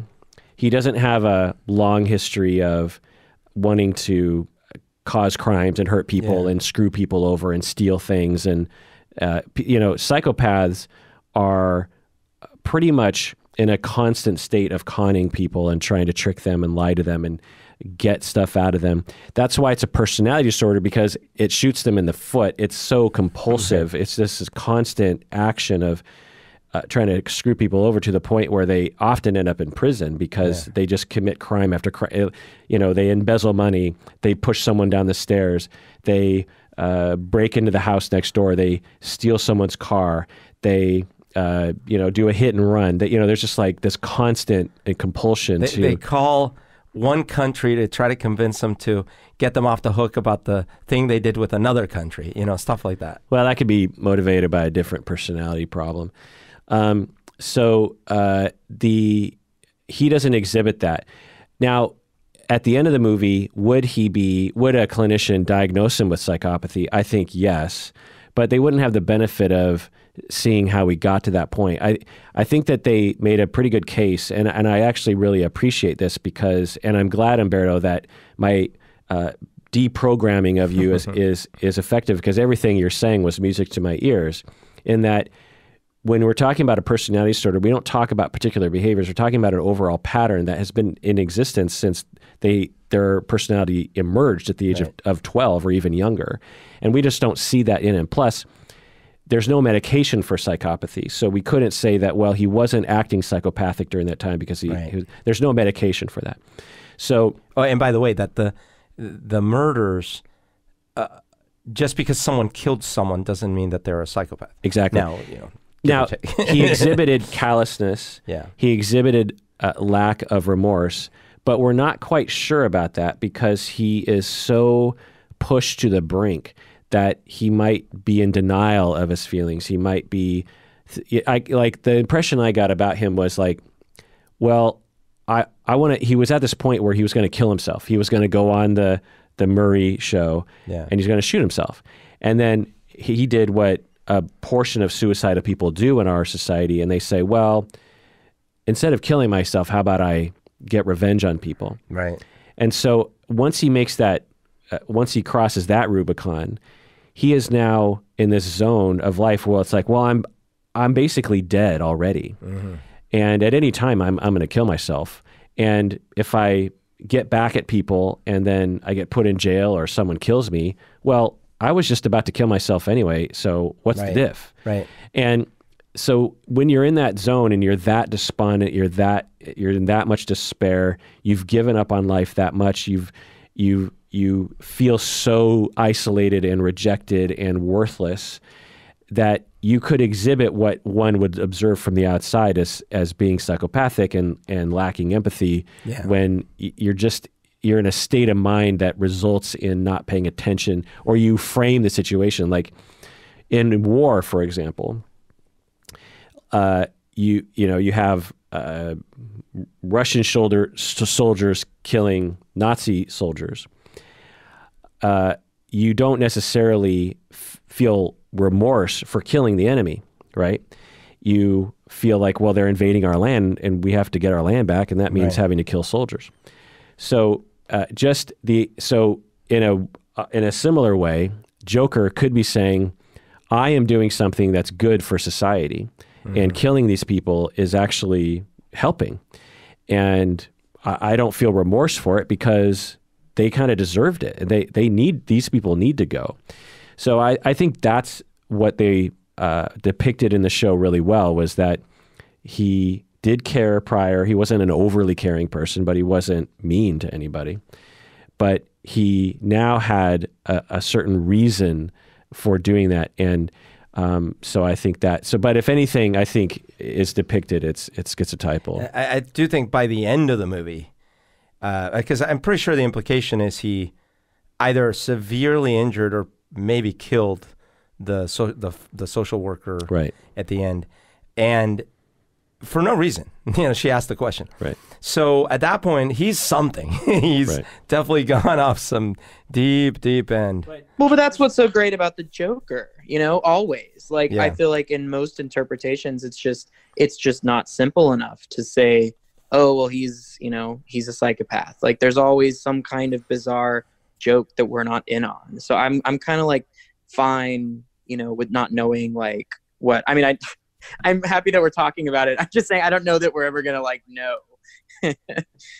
Yeah, and I didn't think the writers were trying to depict psychosis or delusions. I mean, you can certainly make that argument, but I think in the way they wrote and depicted the movie, him hallucinating, so to speak, the woman who he had fantasies of dating, I think they were implying he knew he was daydreaming about her the whole time, and was doing it to cope. Because although you could make the argument the other way, because he walked into her apartment and she's like, "What are you doing here?" And so maybe at that moment he was like, "Wait, was I hallucinating that?" Yeah. If they were trying to depict actual psychosis and hallucination, I would either say that's really silly because it's not frequent for people to have such an isolated, such a limited hallucination experience like that without having a whole slew of other psychotic symptoms. But so I'd say that's a problem. But schizotypal people can have some pseudo delusional experiences. So it's possible that given his personality disorder, that it did manifest in that. So if they were trying to go for that, then I would commend them. And like, remember that he's watching the shitty, I think it was black and white TV of Maury, and he has Murray, and he has, I'm thinking Maury Povich, and he has this huge, elaborate, detailed fantasy of him being on the show, and what is it, Murray welcoming him, and him being kind of clapped at and praised, and within that delusion, or within that illusion, he's actually sitting there and even struggling with the audience, because at first he resents, because the audience is sort of like making fun of him, but then Murray brings them on his side, and then he's okay with it. All these are like very detailed thoughts to be having, you know what I mean? So I'm not saying it's a schizophrenic or a crazy, like drug-induced delusion of some sort, but clearly he's spending a lot of time in his mind imagining very detailed scenarios that are escapist. And so, yeah, maybe that girlfriend was just him doing that, but it's a little blurry, because it's certainly, if he was very well aware of the delineation between reality and not reality, he probably wouldn't just walk into her apartment and sit on the couch. It's interesting that you bring up those two instances, where, so one being his fantasy of being on the show, and then the other, the fantasy of the girl, because they did something with his fantasy of her that I felt like they shouldn't have done, and they didn't do it with the Murray show, which is like the flashbacks of him alone. Yeah. By the way, sorry, the only reason I'm interrupting you is because that's one of the dings I gave it in my mind from 10 to 9.5.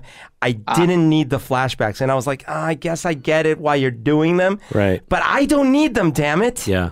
Well, the film didn't need them. You're totally right. I want to go into the film, edit those out, and then just watch the film again. Yeah, they didn't need it, and they didn't do it with the show fantasy. So I think that like not knowing whether it was just him daydreaming or, oh God, she's not there and he really thinks that she is, I think that would have been much better as an open-ended question for us. Well, I think the benefit to having it, if I was to make, because I also was like, okay, I get it. I knew already from her reaction to him. Right. I didn't need to have it laid out, but I think it helps on some level, because the worry that I had sort of anyway but I think it would be much more worse without those little flashback scenes, would be that a lot of people would think the whole thing was a delusion. Right. Which is one of the I see. Which is one of the dumbest, plot sort of twists to throw into a movie like this. Like, he didn't actually kill those guys on the train. He didn't kill Murray. Everything was just a fantasy in his head. So I feel like they needed to say, look, this was the one isolated hallucination he had. The rest of it actually happened. I could see that. I think I still net out on, I was okay with that. And especially because one of two things would have had to be true. Either this amazing movie with such a great script and great acting forgot to flesh out this character and made her a prop in the scenes that she was in, Plus, right? it seemed a little unrealistic Yeah. how quickly she befriended him. Although in the beginning of that, I was like, oh, that's kind of interesting that they're just allowing there to be a nice person who isn't turned off by his quirkiness. But you would have needed, like, there were still more hints, right? Because, for example, his mouth was completely covered in blood. Maybe he washed it in the bathroom, but anyways. So in Taxi Driver, you have the scenes where she's horrified by where he's taking her. But, you know, that doesn't end the relationship, but it certainly creates this tension. Like, you would have wanted and needed a lot of kind of like, how do we navigate this complex? She can't think everything is normal about him. They did a little bit of that, you know, when they first start meeting each other, like when he does the shooting himself again in the hallway. She kind of looks at him like, okay. Well, but that's before the delusions. That's when he just met her in the elevator, or at least that's when she does the thing in the elevator, and they get out of the elevator, and he's trying to relate to her by doing this like super creepy version of what she just did, and then they clearly show her going, I guess you're right. So let's take another break, and when we get back, let's wrap this up. What do you say, guys? Let's do it. Okie dokie.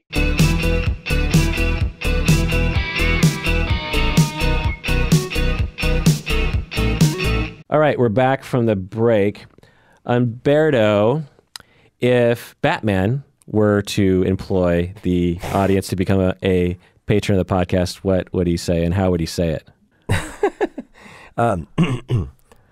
Listen to me. This is very important. I'm tracking down a lunatic who wants to escape from Arkham Asylum. And the only way I can do it is with your support. So you must... You must donate right now. Become a patron of the podcast. That way I can have all of the Gotham people that deserve the hero that they want but can never have. And then they deserve the criminal that I will deserve to catch but cannot have either. And I'm confusing myself. People couldn't see this, but Humberto was covering his eyes as if he had the mask on. Which, by the way, he's not blind when he's got the mask. But you really only see his jaw, which I always find to be funny. It's like he has bulletproof helmet and everything, but if someone shot him in the mouth, he'd be dead. I think that's what Roger Ebert said in a review of one of the Batman films. I don't remember which one. He's like, I think they just Oh, I remember why. Because it was he was reviewing Batman and Robin, and he was like, I think they just cast the jawline in regards to George Clooney. That's not true. I want to get. I forgot a point was that actually the depiction of the coughing that you did and that Joaquin Phoenix did upon the uncontrollable laughter is actually accurate among some people with Pseudobulbar Affect as well. So again, I commend them for that accurate depiction. I just want to rattle through some things that I liked that I took some notes on. I could let's see. They skipped over him being apprehended by the police after the TV show and after the riot, which I liked because the ending, they wrapped things up real quick. Yeah. And I was like, oh, he's in prison now. And then, oh, now he's out and there's the riot and oh, he's back in prison again. And they didn't show him being apprehended. They didn't, other movies would have said, well, you got to show that scene and we got to make it dramatic and stuff. And I just liked that they didn't have that because it wasn't necessary for the movie. And it showed that Arthur Fleck is, you don't really know why he's doing what he's doing, and maybe he doesn't know either. Right. It's not like he's trying to get away with something, And because as the movie was wrapping up, as the climax is happening and the riots are happening, I'm like, wait, how are they going to wrap this up? Are they just going to end it here? And as they had more scenes, I was like, oh, good. They're just sort of skipping ahead in time. They're not drawing this out, which I liked. Yeah, totally. I like that the Joker didn't kill the Waynes, the parents. I thought that what was going to happen. I was like, oh, so they're tying all this in. Oh, they're coming out of the movie theater. Oh, Joker's going to walk up and kill them. Right. And I thought, come on. I mean, this movie feels like it's so organic and real that all these things could actually happen. What's the coincidence that Joker also, you know, he not only kills Murray, he not only causes the riot, but he also actually kills the Wayne, because that was not part of the story. The story was that a random guy in the street. And, and they kept to that story, which I really liked. And they did it in a way that was very foreshadowy and great, that made you second guess whether that was going to happen. Right. Well, and it's much better that way, because I think the thing that makes the conflict between Batman and the Joker across every interpretation so fascinating is that it's not just a battle of wits and fists, it's also a battle of ideology. So it's like the idea of the Joker, or like what he stood for, killed the Waynes, as opposed, that's much better than it being actually like his finger pulling the trigger. Yeah, that's cool.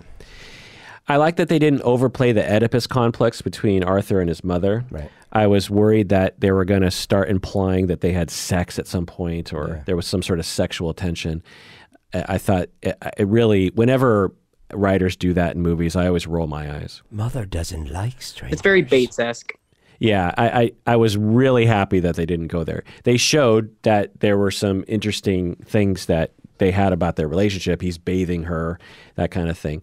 But they didn't make it into a sexual thing. Right. I like how they showed that clowns used to be not creepy. So, Collin, how old are you? I'm 28. Do you remember a time in your life when clowns were not creepy? Not even a little bit. Right. So I am old enough to remember a time when not only clowns were not creepy, but they were beloved. Well, it's so much so that James Bond dressed up as a clown in one of his movies, in Octopussy. Yeah, what a weird example. Yeah. When I was a kid, the most famous Seattle entertainer for kids was J.P. Patches. He's a beloved Seattle icon. We have a statue for him in Fremont, and with his sidekick Gertrude. And it was every 3 to 10-year-old morning before going to school, everyone watched J.P. Patches. And it was a classic clown with the big red nose and the sort of hobo style clown. And when we would go to Salmon Days Parade in Issaquah, J.P. Patches would be walking down the street and everyone would rush up to see him. Now, some kids would be a little freaked out by clowns, kind of. But once you got to that age where you could handle those kinds of depictions, you loved clowns. There was no association with clowns that was negative. It wasn't intended to be either. It wasn't like, well, we'll cross that, or we'll make it a gray zone where they're a little creepy, but they're ultimately entertaining. Yeah. It wasn't really meant to be. Yeah, imagine in 50 years, all of the beloved characters that walk around Disneyland. Like you have, what's his face? The guy from Buzz Lightyear. Beauty and the Beast, the Garcon, the villain. You have all the princesses. You have, princess this and princess that. They're walking around. Or Mickey Mouse. Let's say Mickey Mouse. That's a good example because you can't see the face. Let's imagine in 50 years, everyone 28 years and younger considers Mickey Mouse to be one of the scariest characters that ever existed. That's what it's like to be me. I'm watching everyone walk around with this notion that clowns are awful when I have associations with clowns that are only positive. Right. So in this movie, they didn't at least overplay the association with clowns being creepy, because in 1981, no one thought clowns were creepy. They hired clowns to go to the hospital to talk to kids. Right. And they didn't have kids crying. They had kids liking the show, because that's the way it was back then. And I worried about this movie being misinterpreted by young people as being like, why are those kids liking the clowns? Collin, did you think that when you were watching it? No, I thought that they depicted it clearly. I got what they were trying to say. They weren't making a statement like clowns are scary. It's just like this one particular clown is troublesome. But could you, when you were watching that scene when the clown is being hired to do various different things, especially in the hospital with the kids, were you like, why are those kids not freaked out? Yes and no. Yes, in the sense that if I were there, I would have been freaked out. But it was more like, I don't want to say necessarily fear, but like kind of like disturbed a little bit. And yeah, so I guess the roundabout answer is, yeah, I would have been freaked out, and it was a little jarring that they weren't immediately like, get this clown out of this room. Yeah, it just reminds me of like the Futurama episode in which they revealed that in 1,000 years, Santa is this evil character that all kids are afraid of. It's like that Santa has been culturally morphed into like the boogeyman, essentially. Right. I liked that this movie did not have a complicated plot. There was no complications. It was very easy to understand. Right. I did also like that there wasn't a lot of silly fan service. There was a little bit of fan service, but if they had more, and even the fan service they did do, pulled me out of the movie a little bit. I think like some, what?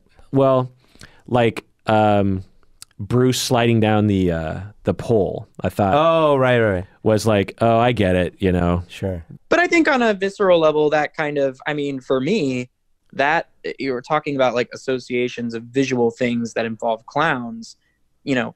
A clown, he wasn't in makeup at the time, but somebody like, he had like, I think the red nose, you know, on the other side of a fence while a small boy is playing on the swing set or the trapeze or whatever like that. Like, to me, that incites a warning, just those two images right next to each other. So I think it works, you know, just alone in this film, even if you have no idea like who that kid is. Right. When the pearls are broken, when the Wayne's parents are killed, isn't that iconic? That is iconic. That's an iconic. They can never not have that in one of the origin scenes for some reason. There were some other minor fan service stuff that happened, but you know, like in Han Solo movie.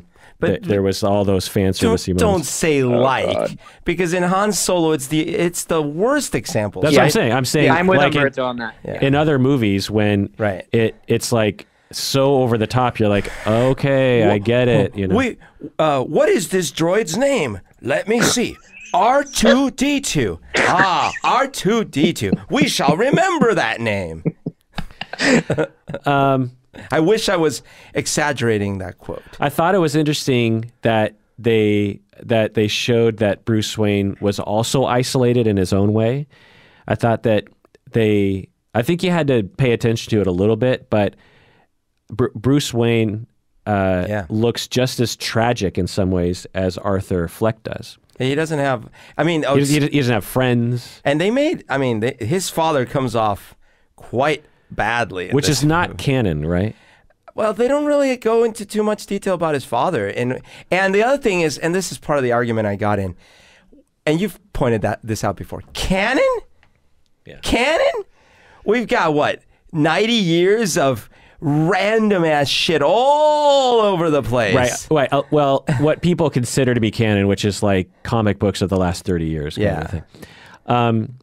So dislike. I disliked that his social worker, when she was talking about his 7 meds, she said, surely they must be doing something.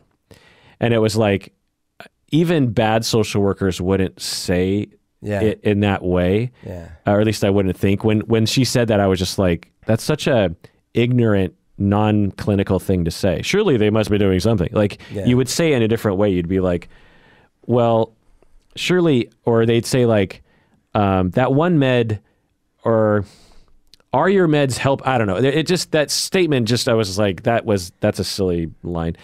I also, while I was watching the movie, didn't really catch when he opens the file from Arkham Asylum to find out he was adopted.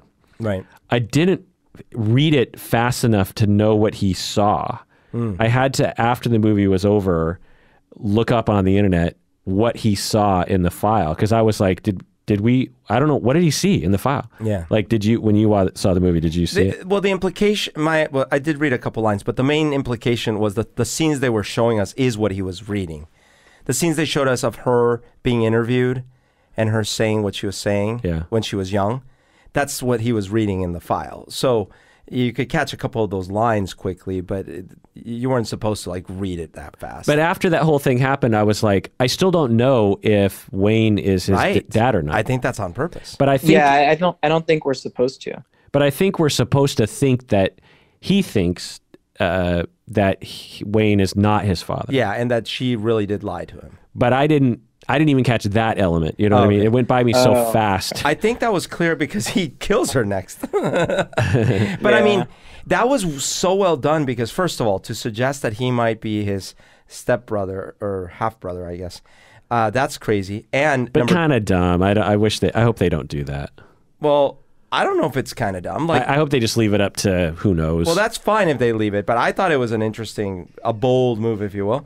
But then to actually make it so that this is why I don't get people are like, well, it's as subtle as a sledgehammer. One brief little scene with her, which is just a flashback that he's just interpreting from what he's reading, with her going, oh no, he's making it all up. And that's the only doubt. Yeah.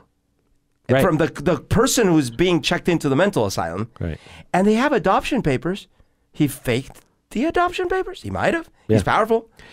Yeah, I got a little tired of the That's Life song. There were 3 instances. 3? Yeah, I believe, at least. And I know there were 2 for sure. I just got a little tired of it. I liked the musical cues in this movie quite a bit, actually. But that song, when the 3rd time it came on, I was like, okay, I get it. This is his theme song, you know. Robert De Niro, I thought, did mostly well, but past a certain age, I have not liked most of his acting. I like I've liked a lot of his movies, like Heat. I think I really like Heat, and that was sort of at the end, I think, of his what I would consider to be him acting well. Like you didn't like the Fockers? Or I've got my eyes on you, Focker. It's a well-designed part for his style, but like movies like The Intern or just a lot of movies where it just feels not right to me. I agree with you mostly. I'm sure that there are some counterexamples that we could find, but I pretty much agree with you on that. Yeah, and him in this movie, I thought I was surprised at actually how well it seemed like he was putting a lot more effort into this role than he did in some of the other things he's done recently. But it still was a little lacking. And I after the movie, I thought there were so many other actors that I think could have sold that part better, who could have sold in fact, they had as his assistant, they had, what's his face from the WTF podcast? Mark Maron. Mark Maron was his assistant. I see. And I think Mark Maron actually could have pulled off that character better than Robert De Niro did. You know, because you wanted someone who was sleazy but charismatic, but self-serving, but also not like evil, and just kind of oblivious. Someone who's just trying to be an entertainer and doesn't really care about people, but kind of cares about people. I thought he sold that really well, actually, because I was ready to like dislike him because he was a dick to him, but then he's like, oh, come on, we'll give you a shot. I mean, they do this all the time for real in those shows. Yeah. And they do sort of, the same thing with American Idol and stuff. They do make fun of people that you probably shouldn't be making fun of. But I guess where I would agree with you is that there are little moments where the 2 of them are interacting where I saw like gangster De Niro popping his head up a little bit. And I'm like, well, okay. But I think in the scene where he's grilling him, right? Yeah. Or in the section of that scene where I think that's where it transcended a bit. And you saw De Niro as an icon as opposed to as this character when he's like, well, so why do you feel about that? Well, that's a horrible De Niro, but you know what I'm saying. Oh, for a second I thought that Bobby was in the room with us. You know, he's not a stand-up comic. Right. And there are some scenes where he has to give stand-up comic lines like Johnny Carson. And again, Mark Maron is an actual stand-up comic. He would have been able to pull those off better, I think. Okay. I didn't like the woman at the end who gets killed because we see the bloody footprints. Her wig was one of the worst wigs I've ever seen on an actor. Wig? Oh yeah, it was. Okay. Or they made her hair look like a wig. It just looked awful. I also didn't. I mean, it was mostly okay, but I feel like the Wall Street douchebags were a little over the top, because I felt like this movie felt so possible. Yeah. And obviously there are Wall Street douchebags that existed in 1981, and obviously these sorts of things did happen. But I just felt like I wish they would have toned. I wish they would have made him a little less sadistic, because these three fellas were like a piece of work, you know. Yeah. I thought that too, actually. I think that something that would have helped would have been adding a little bit of, you know, just a few seeds of doubt in one of them. Like maybe one of them was maybe like, hey, come on, guys, or like maybe not wanting to like 100% lean into the horrible actions that they were about to take. Yeah. That would have maybe been a little better. And the last thing is, it's just such an obvious thing that I think Hollywood needs to wake the fuck up about. He had a revolver with, at the most, 6 bullets capacity, maybe 7. There's some revolvers that have 7 bullets. Usually there's 6, sometimes 5. He shot 9 bullets out of that gun without reloading. When was that? When he shot the people on the train. He goes, boom in the head. He shoots the next guy twice in the chest. He then shoots the guy in the leg. Then outside, he shoots 5 more times.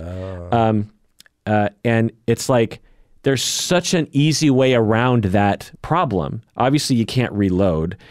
He didn't have to shoot 5 more times. He had more bullets in the bag. He could have reloaded. Oh, so he could have done that. Yeah. But he didn't have to shoot 5 more times at the guy. He could have just given him 1 bullet or 2. It's like, it takes you out of the moment. I guess most people don't pay attention to that sort of thing. Like, did you guys notice that? I didn't this time. I usually do get a little annoyed, but I guess no, I didn't this time. I can honestly say I did not, because that scene, like the feeling, I was just wrapped up in the tension of what was going on. Yeah, I mean, I was too, but maybe that's but what it's they just figured. so obvious. It's like because one of the things is that I've actually shot guns at the range before, and I have, I don't know, a visceral understanding of the fact that you run out of bullets real fast. Like even automatic, like I shot an AK-47 in an inside gun range, and they tell you, okay, brace yourself because there's a good kick, and then they say, just squeeze the trigger, point down range and squeeze the trigger, and I did that, and I think it has something like 20 or I don't know, 15 to 30 bullets. It's a lot of bullets. Yeah, and those bullets were gone in like a second and a half. Yeah. It's like, over. Yeah. Which is kind of a bummer, because it's like you had to pay money to go to this, because you pay this fee and you get to shoot all these guns, and Stacy was shooting it too. And I have this visceral understanding of how quickly you go through these bullets. And I just feel like for those people like me, and especially people who work with guns all the time, they probably notice this stuff very quickly. Yeah, I'm sure. It's like not hard to follow the reality of how many bullets these sorts of guns are going to have. I hear you. There is, of course, that trade-off of like, you're the filmmaker, you're not a gun documentarian, and so you're like, well, what is going to make this scene more effective? And will I show the scene where he's reloading, or is that going to fuck up my pacing? I get it, but I feel like a lot of filmmakers today, as opposed to the 80s when you had Arnold Schwarzenegger shooting millions of bullets out of one handgun. Sure. I feel like people are waking up to that fact, and I just feel like Todd Phillips could have noticed that, and done what really grinds my gears is when they don't show them going to the bathroom. What, you telling me they go all day long, they don't go to the bathroom once? All right, final word, Collin. What do you think? I think that the way that I hope Joker leaves its mark on film in general, but specifically in terms of what I'm about to say, comic book films, is that a filmmaker should, with every comic book movie, make a film. Make your comic book film, even though it's based on, like Humberto said, like so many years of not crap, but material. Make it specific to the story that you want to tell, and also tell the story that you want to tell. Don't think about what's going to happen next. Don't think about setting up 5 movies. Don't think about other characters that just, for popcorn's sake, have to be there. What I loved about Joker is that, I have no idea what DC is going to do, but this was a film that, for me, stood 100% on its own. And I loved it. I probably am going to own it. And I don't know. I just want to salute the film for that, for just being comfortable in its own skin, even though its main character was not. I thought you were going to say, I loved it. I'm going to own it. I'm going to sleep with it. I'm going to caress it. I'm going to lick it. I'm going to eat it. Well, that was implied. Hopefully it was implied.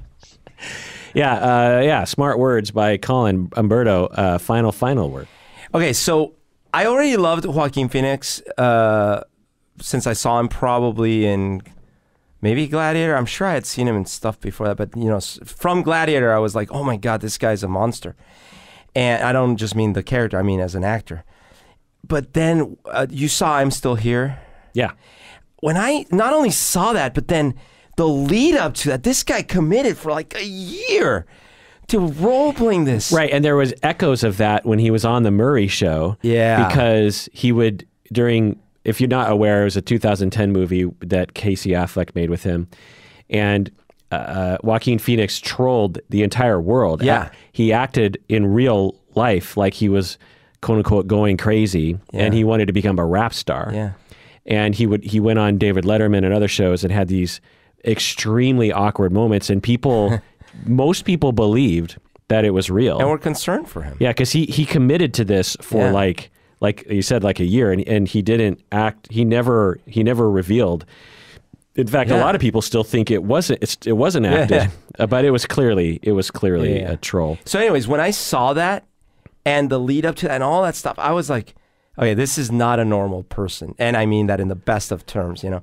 So, and then, you know, her, like, what a performance. So I knew I was in for a treat. But I got to say, it beat my expectations. Yeah. Yes, the movie's got a few flaws. Yes, whatever. But the flaws it has are like, I'll take him all day long. Yeah, my favorite movies with him are The Yards. Came out in 2000. Wonderful movie. With Marky Mark as well. I never saw that. You got to see it. It's one of my favorite movies. Okay. It's gangstery movie. Okay. It's like procedural kind of. It's great. Gladiator, obviously. Signs. I liked him in Signs. I liked Signs up until the last 25 minutes. The Village. God, that ending. Walk the Line. Amazing. I'm Still Here. The Master. He's great. Yeah, amazing. Her Inherent Vice, which I didn't like at all, really. I didn't see that. And he was in a Netflix movie I think it's Netflix movie, last year, The Sisters Brothers. Have you seen it? No. It's a Western. It's really good. Okay. Him and, what's his face? From Step Brothers. Not Will Ferrell, but the other guy. Right. From Magnolia. Yeah. John C. Reilly? John C. Reilly. And then Joker. So he is, you know, he chooses the last sort of thing that I'll say is like, I am so surprised that Joaquin Phoenix, given how many scripts he must get and how I think picky he is about you know, and to get a script, it's like, oh, it's a DC movie. Yeah. You know, or a movie in that genre, and you're going to follow Jared, the renowned Jared Leto and these other people. I commend him so greatly. And the director is the guy from The Hangover Part 3. Which is all that Todd Phillips is really known for was all those movies. Really? Yeah. Wow. Yeah, I mean, that's weird. He did Road Trip with what's his face? Green, Tom Green. Tom Green. What? Old School. Starsky and Hutch. Right, he's a writer. That was funny. Right, but wait, did he do 21 Jump Street? No. Oh. He did School for Scoundrels. He was the writer. He was a writer at Borat. He did Due Date, all the Hangover movies, War Dogs, which I did not like. And so to get a movie about Joker, directed by what is basically a dude bro douchebag movie guy, which some of these movies are great, Old School. These are good movies. To get that script and for Joaquin Phoenix to look at that and go like, I can make this into an amazing role is really something to say. That's a stretch. Imagine anyone else in that role. Imagine any other actor. This movie would be half as good. No, it's true, and now I get why my critic friend was so, like, he talked so poorly about Todd Phillips, is it? Yeah. But now I understand, because like there's definitely some non-glittering gems in his arsenal. But wow, you're right. Like that's crazy that he actually went through with this. Yeah, we have a lot more superhero movies coming up. We got Birds of Prey. That's the Harley Quinn movie. This is just this year. There's a Harley Quinn movie? Yeah. What? We got Bloodshot. I don't know what that is. Wait, is it with Margot Robbie again? Yeah. Okay. We got Wonder Woman 1984. We got the New Mutants, an X-Men movie. We got Black Widow. We got a Black Widow, God. I think a prequel, I believe. We got Morbius. We got Snake Eyes, which is Will Smith, right? Oh my God. We have Eternals, and that's all next year. 2021, we got The Batman with Robert Pattinson. We got another Suicide Squad movie. We got Shang-Chi and the Legend of the Ten Rings. We got an untitled Sony Marvel Studios Spider-Man sequel. Wow. We got a Doctor Strange movie. We got another Thor movie. We got DC Super Pets.